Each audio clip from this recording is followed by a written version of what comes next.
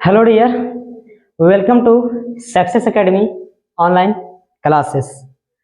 तो जैसा कि हमने कल वर्णिका का जो सेकेंड चैप्टर है जिसका नाम है ढहते विश्वास, उसको मैंने कल पूरी कहानी को बहुत ही सरल ढंग से बताने का प्रयास किया था। तो आज हम कंटिन्यू करते हुए आगे उसका ऑब्जेक्टिव लेकर चलते हैं। और यहाँ पे PYQ है, यानी कि प्रीवियस ईयर क्वेश्चन, जो 2013 से लेकर 2023 तक जितने भी क्वेश्चन अभी तक आ चुके हैं और बन सकते हैं, मैंने उसे एक जगह लाने का प्रयास किया है।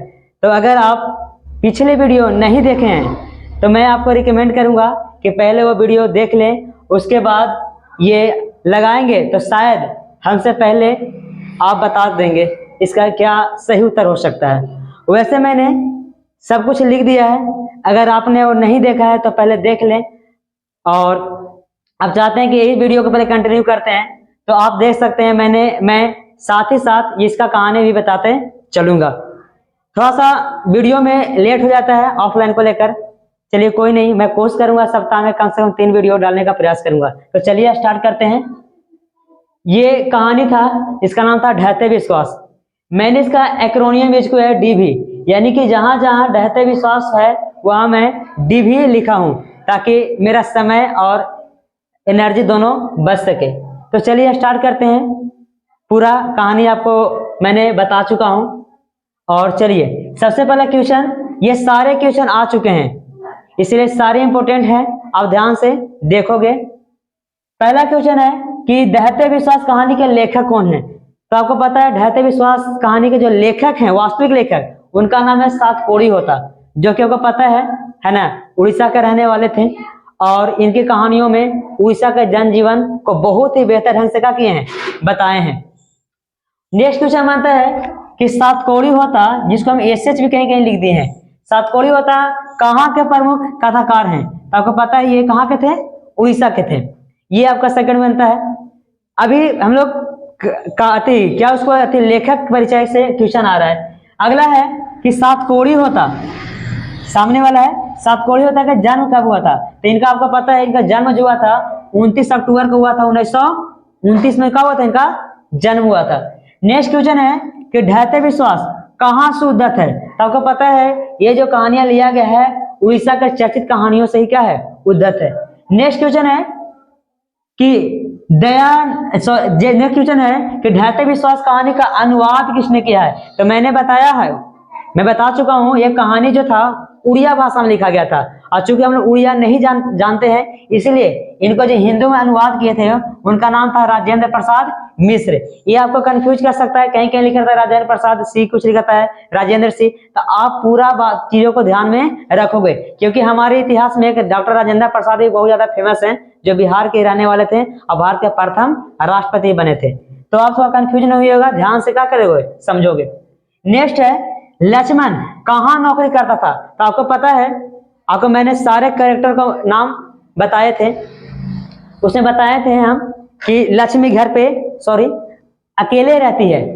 लक्ष्मी घर पे अकेले रहती है, अकेले तो नहीं रहती, उसका एक बेटा रहता है, इसका बड़ा बेटा रहता है अच्युत, 2 लड़कियां होती है और 1 साल भर का होता है बेटा होता है।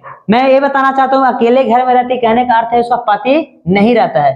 तो यही लिखा लक्ष्मण जो कहाँ नहीं, घर नहीं रहता, कहाँ रहता है। तो मैं बता चुका हूँ कि ये घर पर नहीं था, काम की वजह से क्या होता था, ये कलकत्ता था, यही पैसा भेजता था और लक्ष्मी अपना जीवन यापन करती थी। और ये भी लक्ष्मी को इतना से पूरा नहीं होता था, तो बताए थे कि घर तहसीलदार घर नौकरी करती थी, काम नौकरी नहीं काम करती थी, वही झाड़ू मारना, पोछा लगाना, है ना, छोटे बच्चों को सुलाना, यही काम करती थी। नेक्स्ट है कि हल किराए पर लेकर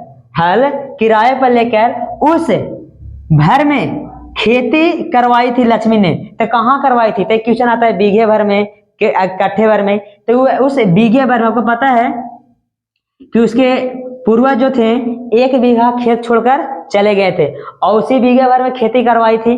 और आपको पता है कि ये सूखा पड़ जाता है और खेती नहीं हो पाता है। तो चलिए आगे कहानी तो हम जान ही रहे हैं, टाइम क्यों बर्बाद करना इसमें। उसके बाद लक्ष्मी का घर किस नदी के किनारे था। तो आपको पता है कि लक्ष्मी का जो घर था वो देवी नदी के क्या था, किनारे था। वहीं से वो क्या करती थी, जब वहां आंगन से देखती थी तो वो आपका इसका दिख जाता था, है ना, जो बांध था, दलई बांध दिखता था, छत पर चढ़ जाती थी, उसका पानी भी देख पाती थी, है ना। गरीबों के घर में कोठे नहीं होते हैं वो खापड़े पे ही चढ़ के क्या करते हैं, कोठे का लुत्फ उठाते हैं, ठीक है ना। तो यही थी। उसके बाद है पड़ोस का पढ़ाकू जो लड़का था अभी अभी कटक से लौटा है, तो आपको पता है गुण निधि, है ना, गांव का पढ़ाकू लड़का है। कटक, कटक शहर आपको पता है, स्वामी विवेकानंद वहीं के रहने वाले थे, है ना, उड़ीसा में मिलेगा आपको। तो कटक में, है ना, और इसमें ये बताता है कि, है ना, पढ़ लिखल ना रहे कि नहीं बना। तो ये है कि पड़ोस का जो पढ़ाकू लड़का था अभी कटक से लौटा, इसका नाम क्या था, उसका नाम गुण निधि था। फ्यूचर आता है, गुण निधि था, अच्युत था, मकरा था, उसका जो कैरेक्टर उसमें जो भाग लिया उसी का नाम आता है। नेक्स्ट है महानदी के ऊपरी छोर में कौन सा बांध है, तो आपको पता है महानदी के ऊपर जो छोर में है ना, कौन सा बांध है, तो ये है हीराकुंड बांध। आपको पता है कि कटक शहर को बचाने के लिए आयाती जो थे, महाराजा आयाती ने क्या किया था, इसका निर्माण करवाया था। आगे है, ये हीराकुंड बांध की बात नहीं कर रहा हूँ, तो आज के इंजीनियरों ने क्या किया, इसको बनाया है। उसके बाद है जेवराओं निकट में किस नदी का पानी क्या होता है, ठहर जाता है, तो आपको पता है महानदी, नाम से पता रहा, छोटा मोटा नदी नहीं है, महानदी। तो ये है कि जेवराओं निकट में किस नदी का पानी ठहर जाता है, तो ये है महानदी का पानी क्या था, ठहर जाता है। तो वही बोलता है कि माँ माँ कह के, है ना, शायद वो भी वही ठहर जाता, शायद हमारे जीवन को रतीला न बताता। फिर है कि गांव के लड़कों को इकट्ठा करके गुण निधि ने किस दल का गठन किया था, तो आपको पता है स्वच्छता सेवक दल का क्या किया था, गठन किया था, जिसमें बच्चे, बूढ़े, युवा सारे लोगों ने कहा था, रात भर दलई बांध के क्या किए थे, निगरानी किए थे। और पता है कि आगे क्या होता है ना, दलई बांध टूट ही जाता है अंत तक, और कितने लोग को जीवन, है ना, बर्बाद कर देता है।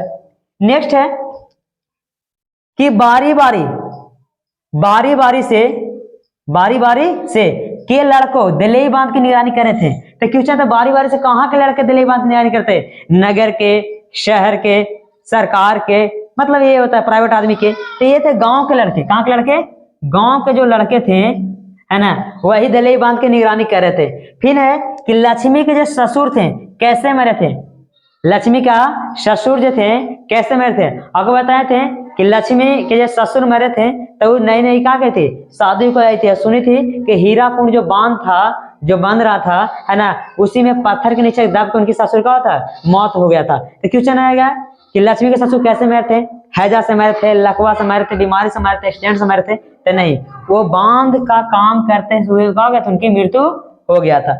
नेक्स्ट है, देखिए क्या लिखा है, तुरई के फूल की तरह खिलखिलाकर हंसते लोग सहसा मुरझा गए, यह पंक्ति किस पाठ की है, तो आपको पता है ये जो है आपको कहानी जो ढहते विश्वास है उससे क्या किया गया है, लिया गया है। उसे बताता है कि वहां जब दलई बांध टूटता है ना, जिस तरह के फूल कैसा होता है कि डालिएगा अथी में, है ना, बाढ़ के पानी कैसे उसका, है ना, नामो निशान का होता है, मिट जाता है देखते ही देखते, है ना। तो किस कहानी में बात करता है, तो ढहते विश्वास का। नेक्स्ट क्वेश्चन है कि ढहते विश्वास कहानी का प्रमुख पात्रा कौन है, तो प्रमुख पात्रा इसमें कौन है, लक्ष्मी। बताएं तो किसी भी कहानी का अगर पात्रा जानना है तो आप देखिए, पात्रा मतलब होता है एक्टर, है ना, नायक या नायिका। अगर वो, है ना, नायक प्रधान अगर कहानी है तो इसमें नायक होगा, और नायिका प्रधान होता क्या होगा, नायिका होगी। क्योंकि इसमें लक्ष्मण तो कलकत्ता रहता है तो उसका कोई खास रोल है नहीं, है ना। तो इसके जिसके इर्द गिर्द कहानियां क्या कर रहा है, घूम रहा है, तो समझिए वही क्या है, नायक है या नायिका है। अति जो आपका है ढहते विश्वास कहानी के प्रमुख पात्रा कौन है, तो इसमें कौन है, लक्ष्मी है ना। आप कोई मूवी देखते थे कैसे पहचान जाते हैं कि एक्टर है, एक्ट्रेस है, नायिका है, नायिका है, क्योंकि जो कहानियां होती है उसी के आसपास क्या करता है, इर्द गिर्द घूमता है। नेक्स्ट क्वेश्चन है कि लक्ष्मी के बड़े लड़के का क्या नाम था, तो आपको पता है कि लक्ष्मी का बड़ा बेटा का नाम क्या था, अच्युत था, जो रात भर का करता है, दलई बांध की निगरानी करता है, कमजोर स्थानों में मिट्टी डालता है, बाउल डालता है, बहुत ही क्या है, मेहनती है, कर्मठ है। नेक्स्ट क्वेश्चन इसका बनता है कि ढहते विश्वास कहानी में स्कूल कहाँ पे है, तो आपको पता है स्कूल जो था, है ना, टीले के नीचे था। आप पढ़े थे कि 4 कमरे में लगभग कितना 200 लोग ने कहा ठसा भर गया था, है ना। वही आपको पता है कि एक इसमें मंदिर का भी जिक्र आता है जिसमें मेला लगता था, है ना, और उस समय उनके चेहरे पर रौनक होता था, लेकिन किस प्रकार होता है, भय होता है, और किस प्रकार, है ना, उस भय के माहौल में चीजें दिखाया गया। आगे है, अगला है कि विपत्ति अकेले ना कर सगी संबंधियों के साथ आती है, यह पंक्ति किस पाठ की है। यह क्वेश्चन ये भी आ सकता है कि यह कथन किसका है, तो यह कथन किसका है, तो ये जो कथन है लक्ष्मी का है। क्यों ऐसे बोलती है, क्योंकि वो देखती है कि सबसे पहले हमारा घर जो था तूफान में क्या हो गया, उड़ गया। कोस्टल एरिया है जी, है ना, तूफान में उड़ गया। उसका जो घर था फूस का, है ना, जो ही बनाई थी वो, गरीबी का घर कैसा होता है अगर आपको देखना है तो गरीबों की बस्ती में जाके देखिए, है ना। तो ये उसका घर का होता, तूफान से उड़ जाता था। पहले कुछ आता है, पहले तो आता है तूफान, तूफान उसका घर का होता है, बर्बाद हो जाता है। फिर बताया कि पूर्वजों ने 1 बीघा का किया था खेत, इसको छोड़ के गए थे, उसमें क्या करती है ना, हल किराए पे लेकर क्या करते हैं, खेती करवाती है, और पड़ जाता है कुछ सूखा, और सूखा से क्या होता है, इसका पूरा का पूरा खेत का होता है, बर्बाद हो जाता है, कुछ नहीं हो पाता है, कर्ज में धंस चल जाती है। उसके बाद क्या आता है, बाढ़ आ जाता है, और जो इसका पूरा जीवन का करता है, चौपट ही कर जाता है। इसको कहानी में आपको खुद सोचने के लिए बताया गया है। उसका बड़ा बेटा को क्या हुआ होगा अच्युत का, नहीं पता, कि दलई बांध के किनारे का कर था, निगरानी कर रहा था। उसका बेटा जो लेके वो बरगद के पेड़ पर चढ़ गए थे, उसका बारे में जिक्र नहीं आता है, कहाँ चला गया। ये नई कहानियां हैं, इसमें हैप्पी एंडिंग नहीं होता है ना। उसके बाद है कि लक्ष्मी अपने दोनों लड़कियों को सुलाकर कहाँ गई थी, तक बता, गुहाल लिखे हैं, है ना, गुलाल सॉरी लिखा गया, गुहाल में गई थी। कहने का मतलब वो जो है ना, लोग आपस चर्चा कर रहे थे कैसे से निपटना, वहां गई थी गुहाल, है ना। घर पर 2 लड़कियों और साल भर के लड़कों को लेकर कौन अकेली है, तो लक्ष्मी है ना। तो ये कहानी है, और मैंने कहानी बता चुका हूं, और ये क्या है, इसका ऑब्जेक्टिव है। मैं आपको ये बता देना चाहता हूं, है ना, इससे बाहर नहीं आएगा क्वेश्चन, है ना, इससे क्वेश्चन बाहर नहीं आएगा। इसको 1-2 बार प्रैक्टिस कीजिएगा, आप बेहतर महसूस कीजिएगा, है ना। तो ठीक है, इतना ही कहकर हम वीडियो को समाप्त करते हैं, है ना। ठीक है, थैंक यू।